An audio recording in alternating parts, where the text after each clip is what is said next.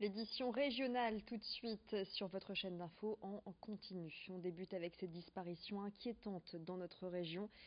C'est celle d'un adolescent âgé de 14 ans. Il s'appelle Théo. Il n'a plus donné signe de vie depuis dimanche dernier. Théo mesure 1,80 m. Il est de corpulence mince. Ses cheveux sont châtains frisés et ses yeux marrons. Si vous pouvez apporter la moindre information à la police nationale, n'hésitez pas à contacter le commissariat de Lens au numéro qui s'affiche sur votre écran. Plus d'infos également sur notre page Facebook. L'activité économique est en hausse dans la région des Hauts-de-France. C'est ce que révèle le bilan économique de l'INSEE pour l'année 2017. Emploi, tourisme, agriculture, industrie. L'Institut de statistique a étudié de nombreux secteurs. Plus de 11 000 emplois ont été créés par rapport à 2016, soit 270 000 créations de postes en 2017. Le taux de chômage, lui, a baissé de 1,1 point par rapport à 2016.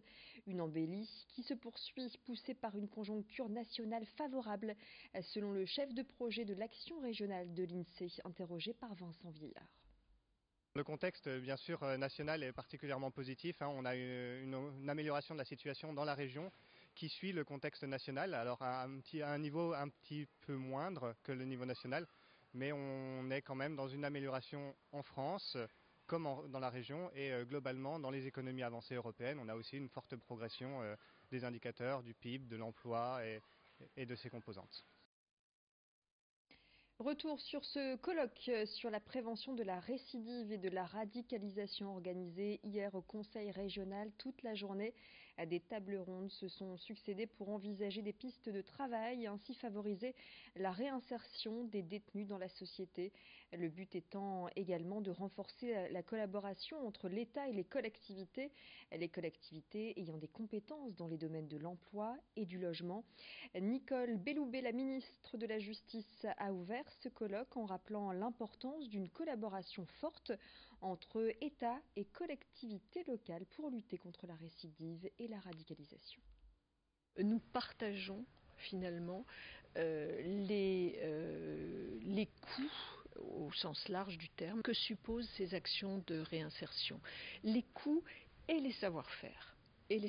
Parce que et peut-être cela surtout, parce que dans les réseaux qui doivent être mobilisés pour assurer la réinsertion d'une personne qui parfois n'a pas de logement, pas de travail, pas d'assurance sociale, etc., les collectivités territoriales sont parfois plus agiles que l'État régalien que je représente pour mettre tout cela en musique. Et donc c'est la raison pour laquelle la proposition qui m'a été faite est intéressante. Elle mérite évidemment d'être travaillée avec mes services.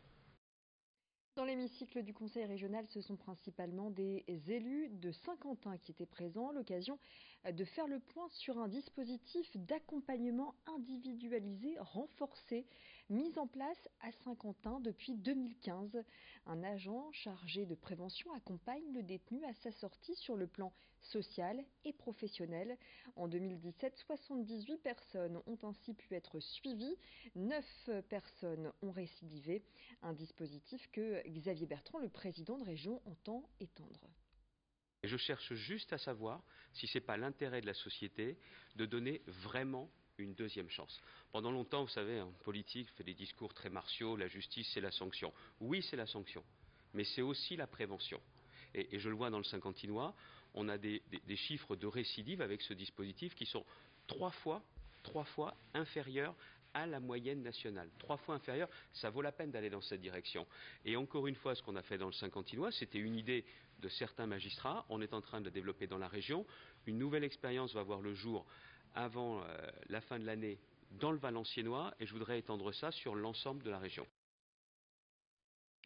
Les cirques rencontrent de plus en plus de difficultés pour s'installer dans les communes, à l'image du cirque Brightonie.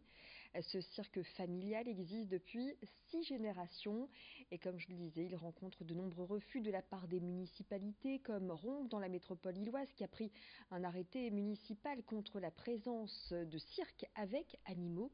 Vincent Vieillard est allé à la rencontre des membres de ce cirque traditionnel.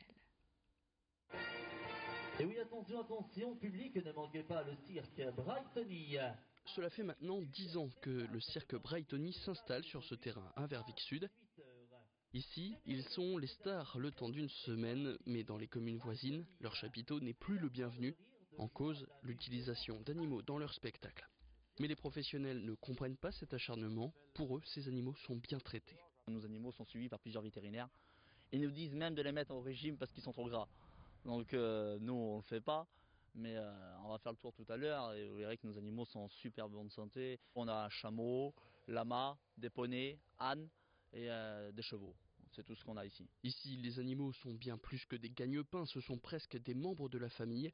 Pas maltraités, pas enfermés dans des cages, certains peuvent même ne pas être attachés sans qu'ils ne s'éloignent. C'est des animaux qui sont nés chez nous, hein. Le chameau, il a une dizaine d'années, on l'a élevé au bureau chez nous. Et non, un animal chez moi, c'est comme un enfant. C'est comme vous avez un chien, vous voulez pas vous débarrasser de votre chien. Et ben nous, c'est pareil pour mes animaux. Si on prendrait mes animaux, on enlève une moitié de ma vie. C'est un animal pour moi, c'est tout. C'est toute ma vie. Ces interdictions de s'installer dans certaines communes, Michael et sa famille le vivent très mal. S'ils annulent notre spectacle, comment on va faire pour vivre? Comment on va faire pour gagner de l'argent? Ça, chaque commune qui s'enlève, eh ben, après ça devient de plus en plus dur pour obtenir des autorisations. Après une semaine de spectacle à Verviers-Sud, le cirque Brightony partira direction la Belgique, un pays où ils se disent mieux accueillis, même si les défenseurs de la cause animale leur causent encore quelques soucis. Je vous rappelle cette disparition inquiétante dans la région des Hauts-de-France avec cet appel à témoins lancé par la police nationale. Disparition d'un adolescent âgé de 14 ans. Il s'appelle Théo. Il n'a plus donné signe de vie depuis le 27 mai. Théo mesure 1,80 m. Il est de corpulence mince avec des cheveux châtains frisés et des yeux marrons. Si vous avez la moindre information, voyez les numéros de téléphone du commissariat de Lens. Et c'est la fin de cette édition régionale. Retrouvez les prévisions météo, la tendance pour les prochaines heures près de chez vous. L'info continue.